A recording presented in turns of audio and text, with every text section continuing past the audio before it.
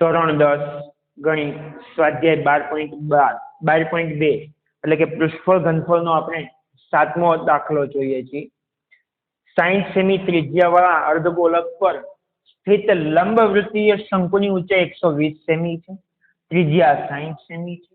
તેને સંપૂર્ણ પાણીથી ભરેલા એક લંબવૃત્તીય નળાકારમાં તેના તળિયાને સ્પર્શે તે રીતે ઊભો મૂકેલો છે।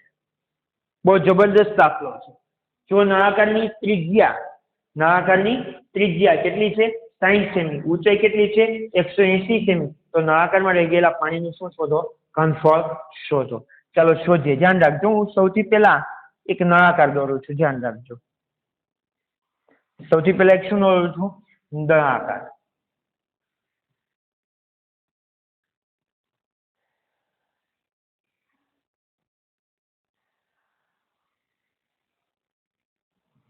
આ એક નળાકાર દોરેલો છે। શા માટે નળાકાર દોરેલ? કારણ કે એક 60 સેમી ત્રિજ્યાવાળા અર્ધગોળક ઉપર એક શંકુ છે અને આ શંકુને પાણીથી ભરેલા સંપૂર્ણ લંબવૃત્તીય નળાકારમાં, આમાં પાણી ભરેલું હોય કે ના ભરેલું હોય? ભરેલું હોય। હવે હું એક શંકુ લઉં છું આવું, અને નીચે છે અર્ધવર્તુળાકાર। આખી વસ્તુને હું ક્યાં મૂકીશ? આખાને ઉચકીને આની અંદર મૂકી દઈશ। બોલો, આખાને ઉચકીને અંદર મૂકી દઉં તો આ પાણી બહાર આવી જાય કે નહીં? અંદર ભરેલું છે પાણી, આ વસ્તુ મૂકવાથી પાણી બહાર નીકળી જાય કે ન નીકળી જાય? હા, એવી જ વાત કરેલી છે, સમજાય છે?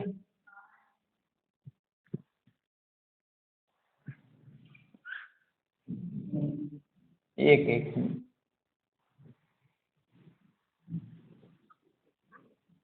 ચાલો, તો હું એક શંકુ દોરી દઉં પેલા।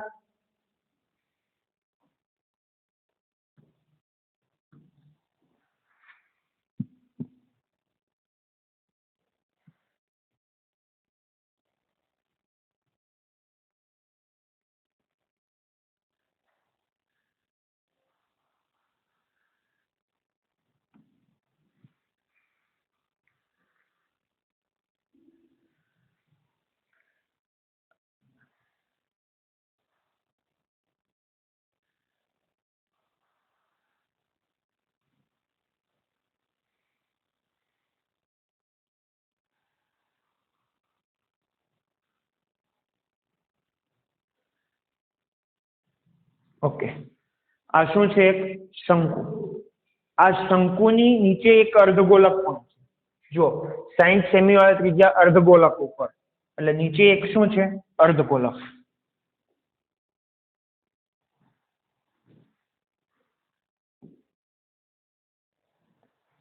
નીચેનો ભાગ શું છે? અર્ધગોળક। ખ્યાલ આવે છે?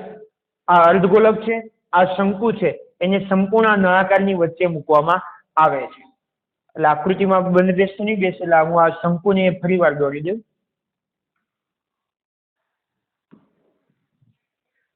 હું આની અંદર જ વચ્ચે દોરું છું એટલે તમને સમજ પડે।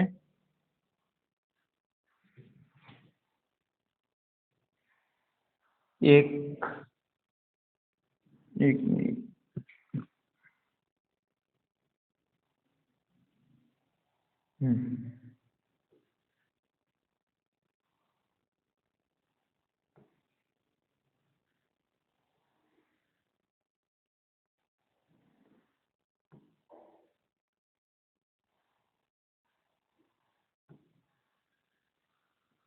આમ એક શંકુ છે અને શંકુની નીચે શું છે?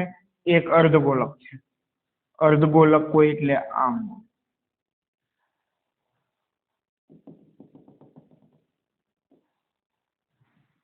ખ્યાલ આવ્યો? ફરી વાર, 60 સેમી ત્રિજ્યાવાળા અર્ધગોળક પર, આ 60 સેમી ત્રિજ્યાવાળું અર્ધગોળક છે, એટલે નામકરણ કરી દઈએ। આની ત્રિજ્યા કેટલી છે? 60 સેમી। કેટલી છે?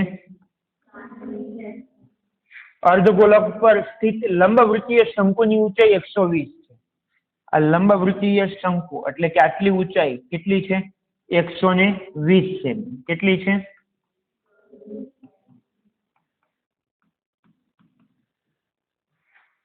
અને ત્રિજ્યા 60, એની પણ ત્રિજ્યા 60 છે। એટલે અર્ધવર્તુળની, અર્ધગોળાની અને શંકુની બેની ત્રિજ્યા કેટલી છે?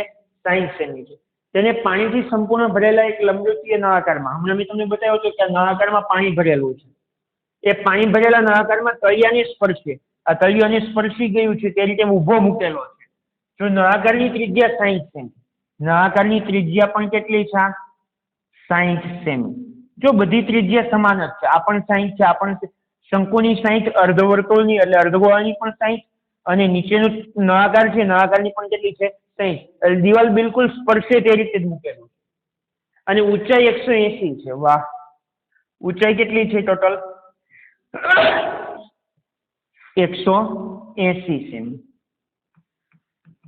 જુઓ, શંકુની ઊંચાઈ કેટલી છે? 120. અર્ધગોળાની ત્રિજ્યા 60, તો આપણે ત્રિજ્યા જ થાય ને. 120 વત્તા 60 એટલે 180 થઈ ગયું. એટલે તળિયું અને શંકુ, અર્ધગોળો અને શંકુ ભેગું થાય એટલે નળાકારની ઊંચાઈ જેટલું થઈ જાય છે. ખ્યાલ આવે છે? એ હોય તો નળાકારમાં બાકી રહેલા પાણીનું ઘનફળ શોધો. નળાકારમાં કેટલું પાણી બાકી રહી ગયું છે તે શોધવાનું છે. તો ચાલો સૌથી પહેલા જે આપેલું છે તે લખીએ. સૌથી પહેલા આપેલું છે અર્ધગોલક, તો લખીએ અર્ધગોલક માટે. અર્ધગોલક માટે અર્ધગોલકની માત્ર ત્રિજ્યા જ આવે અને આર કેટલી આપેલી છે? 60 સેન્ટીમીટર. ચાલો ત્યારબાદ લંબવૃત્તીય શંકુ એટલે લખી શંકુ માટે. શંકુ માટે, શંકુ માટે બે વસ્તુ આવે, ત્રિજ્યા આર 60 સેમી અને ઊંચાઈ કેટલી છે? શંકુની ઊંચાઈ 120 સેમી, 120 સેન્ટીમીટર. ત્યારબાદ ત્રીજી વસ્તુ શું છે? પાણી ભરેલા નળાકારમાં મૂકવામાં આવે એટલે નળાકાર માટે. નળાકાર માટે લંબાઈ એટલે કે ઊંચાઈ અને ત્રિજ્યા બે વસ્તુ જ હોય. ત્રિજ્યા કેટલી છે? 60 સેમી છે. એ પણ જો બધી જ 60 સેમી ત્રિજ્યા છે એટલે બધાને સ્મોલ આર જ કરેલું છે. પણ નળાકારની ઊંચાઈ કેટલી છે? 180. અલગ છે આ ઊંચાઈ કરતા, એટલે હું એને શું કહીશ? કેપિટલ એચ કહીશ. કેટલી આપેલી છે? 180 સેમી. ખ્યાલ આવ્યો? શું શોધવાનું છે? નળાકારમાં બાકી રહેલા પાણીનું ઘનફળ. નળાકારમાં બાકી રહેલા પાણીનું ઘનફળ કેટલું થશે? તો કે નળાકારનું કુલ ઘનફળ, એમાં શંકુ અને અર્ધગોલક મૂકેલો છે એનું બાદ કરીશું, કેમ કે એટલું પાણી વહી જવાનું છે છલકાઈને, ઉભરાઈને. ખ્યાલ આવે છે? એટલે નળાકારનું કુલ ઘનફળ માઇનસ શંકુનું ઘનફળ માઇનસ અર્ધગોલકનું ઘનફળ. ખ્યાલ આવે છે? એટલે લખીશ પેલા તો આ લીટી. કઈ લીટી? નળાકારમાં સંપૂર્ણ પાણી ભરેલું છે અને તેમાં શંકુ અને અર્ધગોલક મૂકતા પાણી વહી જાય એટલે બાકી રહેતું ઘનફળ એવી રીતે લખીશ. શું લખીએ જુઓ તમે. નળાકાર સંપૂર્ણ પાણીથી ભરેલું છે, પાણીથી ભરેલ છે તથા તેમાં અર્ધગોલક પ્લસ શંકુ મુકતા અર્ધગોલક અને શંકુ એમાં મૂકું છું તો અર્ધગોલક અને શંકુ મુકતા અર્ધગોલક બાકી રહેતા પાણીનું ઘનફળ એ જ લખું છું.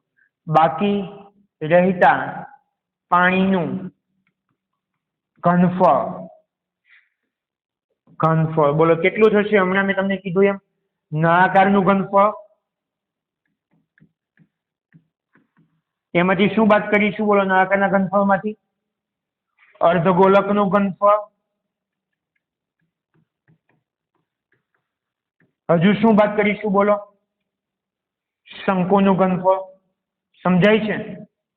શંકુનું ઘનફળ એ પણ આપણે શું કરીશું? બાદ કરીશું. સમજાયું? ચાલો નળાકારના ઘનફળનું સૂત્ર બોલો. પાઈ આર સ્ક્વેર એચ, પણ નળાકાર માટે મેં એચ કેવો લીધો છે? કેપિટલ. માઇનસ અર્ધગોલકના ઘનફળનું સૂત્ર બોલો. અર્ધગોલક માટે 2/3 પાઈ આર ઘન, પાઈ આર નો ઘન માઇનસ શંકુના ઘનફળનું સૂત્ર બોલો. 1/3 pi R square H small H આવશે. શંકુ માટે મેં સ્મોલ એચ લીધેલું છે. ચાલો સૌથી પહેલા તો સામાન્ય શું નીકળે છે એ જોઈ લો. શું સામાન્ય નીકળે છે? પાઈ આર સ્ક્વેર, પાઈ અને આર સ્ક્વેર બધામાં જ છે. ચાલો સામાન્ય કાઢી લીધું. તો શું બચ્યું તે લખો. પાઈ આર સ્ક્વેર સામાન્ય નીકળે તો અહીંયા શું બચ્યું? એચ માઇનસ અહીંયા શું બચ્યું? 2/3 આર, કેમ કે સ્ક્વેર બહાર નીકળી ગયો તો એક આર તો બચ્યો જ, માઇનસ 1/3 સ્મોલ એચ. ખ્યાલ આવે છે? ચાલો કિંમતો મૂકીએ, ગણતરી કરીએ. પાઈ કેટલો લેવાનો કઈ કીધો છે? નથી કીધો તો કેટલો લઈશું? 22/7 ગુણ્યા આર, સ્મોલ આર કેટલો? 60, 60 ગુણ્યા 60. ધ્યાન રાખજો ખાસ, મોટા કૌંસમાં. ચાલો કેપિટલ એચ કેટલો છે? 180 માઇનસ 2/3 અને ગુણાકારમાં આર છે. આર કેટલો છે? 60 માઇનસ 1/3 એના ગુણાકારમાં એચ છે. એચ કેટલો છે? Small H 120. ખ્યાલ આવે છે? થોડુંક નાનું કરી દો એટલે તમને ગણતરીમાં દેખાવમાં સરળતા રહે. ચાલો દેખાય તો છે ને દરેક વિદ્યાર્થી? ચાલો ધ્યાન રાખજો. શું શું કેન્સલ થશે? અહીંયા જુઓ 60 છે. કેટલા તારી 60 થાય? કેટલા તારી 60? 20 તારી 60. કેટલા તારી 120?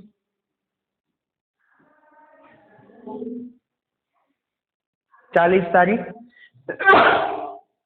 રાધે છે. 40 તારી કેટલા થાય? 120 થાય. ચાલો શું લખવું બચ્યું તે લખીએ. 22. એક કામ કરીએ, ગુણાકાર કરી દઈએ. 6 ગુણ્યા 6 એટલે 60, સોરી 6 ગુણ્યા 6 એટલે 36. 36 ની પાછળ 2 શૂન્ય એટલે 22 ગુણ્યા 36, એની પાછળ 2 શૂન્ય, આખાના છેદમાં 7. ચાલો અંદર જે બચ્યું તે લખીએ. 180 માઇનસ ધ્યાન રાખજો 2 ગુણ્યા 20, બોલો 2 ગુણ્યા 20 40, 1 ગુણ્યા 40 એટલે 40. 180 માંથી 40 બાદ થાય તો 140, અને 140 માંથી હવે બીજા 40 જાય તો 100. સમજ પડે છે? ફરી વાર 180 માંથી બાદ કરવાના છે. 2 ગુણ્યા 20, 2 ગુણ્યા 20 એટલે 40, એટલે 180 માંથી 40 જાય તો 140 બીજા, અને બીજા 40 બાદ થાય કેમ કે અહીંયા પણ માઇનસ છે તો જવાબ શું આવશે? 100. તો સીધો જો અહીં ગુણાકારમાં લખી દઉં 100. ચાલો તો ગુણાકાર કરી નાખીએ. શું કરીશું? 36 ગુણ્યા 22 કરીશું. ધ્યાન રાખજો સહેલી રીત કઈ રીતે કરવાની.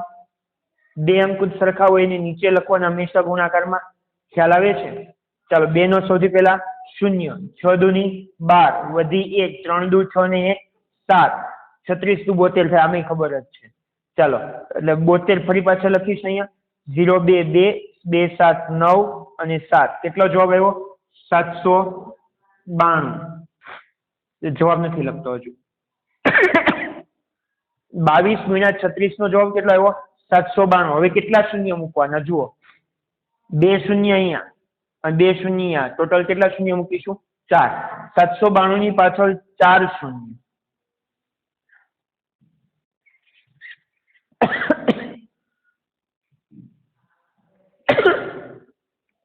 સાતસો 92 ની પાછળ 1 2 3 4 શૂન્ય. એના ભાગ્યા કેટલા કરવાના છે હવે? 7.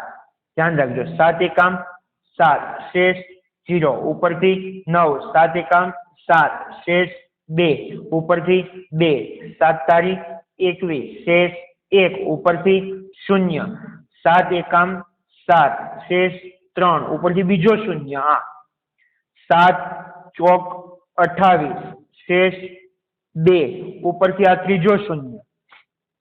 7 દુ 14, આ 20 અહીંયા લખી દે. 7 દુ 14, 20 માંથી 14 જાય તો 6, છેલ્લો શૂન્ય. 7 અઠ્ઠામ 56 શેષ 4. હવે ભાગ ન ચાલતો તો અહીંયા પોઈન્ટ, અહીંયા શૂન્ય. 7 50 35 શેષ 5 7 સત્તામ 49 શું જવાબ આવ્યો 1,13,148 1,13,148.57 આ જવાબ શેમાં આવ્યો આ બધું વસ્તુ આપેલું છે સેન્ટીમીટરમાં શેમાં આપેલું છે સેન્ટીમીટરમાં એટલે લખીશું સેન્ટીમીટરનો ઘન જુઓ સેન્ટીમીટરનો ઘન અહીંયા શું છે પાણીનું ઘનફળ બે રીતે શોધાય આમ તો સેન્ટીમીટર ઘનમાં અથવા મીટર ઘનમાં શોધાય અથવા લીટરમાં પણ શોધાય અહીંયા ખૂબ જવાબ મોટો છે તો આને લીટરમાં ફેરવી નાખીએ લીટરમાં ફેરવવા માટે ધ્યાન રાખજો શું કરવું પડશે તમને ખ્યાલ હશે જ આ સાફ કરી દો પહેલા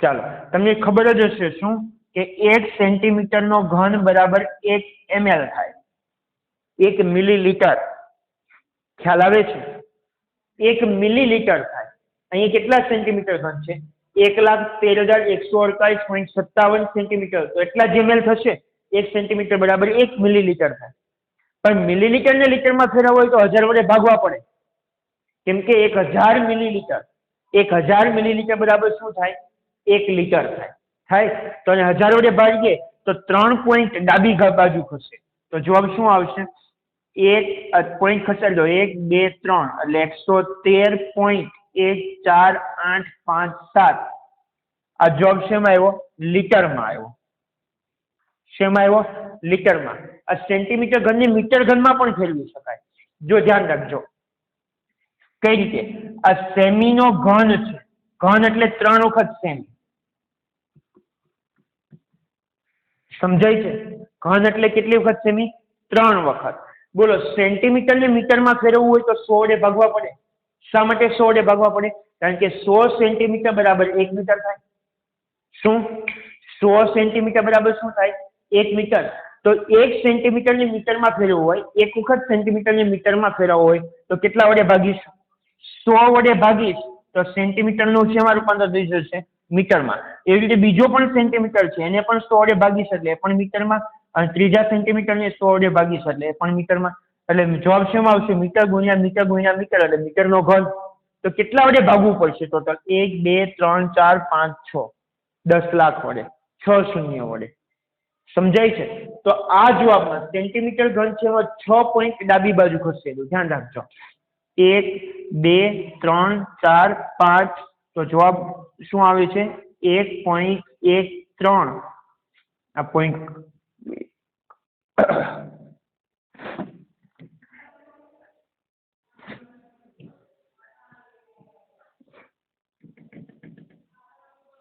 પોઈન્ટ એક વધારાનો લખાઈ ગયો છે હા ગયો શું લખીશું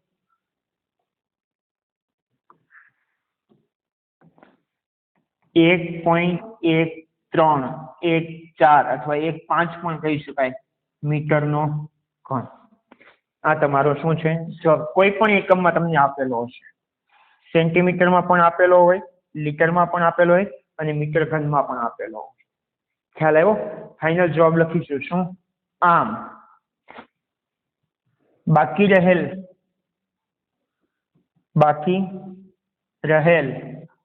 પાણીનું ઘનફળ કેટલું છે 1.1314 મીટરનો ઘન સમજ પડે છે દાખલામાં જો આ દાખલો કઈ રીતના અલગ છે ઘનફળ શોધવાનું પણ તમને છેલ્લે શું કીધું છે પાણીનું ઘનફળ આ પાણીનું ઘનફળ આપણે સેન્ટીમીટરમાં નથી માપતા લીટરમાં અથવા મીટર ઘનમાં માપીએ સમજાય છે એટલે પાણીનું ઘનફળ શેમાં માપીશું લીટર અથવા મીટર એટલે આ ફેરવવાનું આ દાખલાની ખૂબી છે બાકી આ બધી વસ્તુ તો નોર્મલ અત્યાર સુધી શીખ્યા છે એવું જ છે કઈ અલગ નથી માત્ર આ દાખલામાં શું અલગ છે જે સેન્ટીમીટર ઘનમાં જવાબ આવ્યો હોય લીટર અથવા મીટર ઘનમાં ફેરવતા આવડવું જોઈએ સમજ પડે છે ટૂંકમાં કોઈ પણ નળાકારમાં કોઈ પણ પાત્રની અંદર કોઈ પણ પાત્ર ભરેલું હોય એની અંદર બીજું કોઈ પણ વાસણ કે આકાર મૂકવામાં આવે તો કેટલું પાણી બહાર નીકળશે? તો જે પાત્ર છે એનું ઘનફળ લેવાનું માઇનસ અંદર જેટલા પાત્ર મૂકેલા છે એનું આપણે શું કરીશું? બાદબાકી કરીશું. તો જે આવશે એ આપણો શું થશે? ફાઇનલ જવાબ થશે. ખ્યાલ આવે છે? સમજાય છે? ચાલો લખી લો.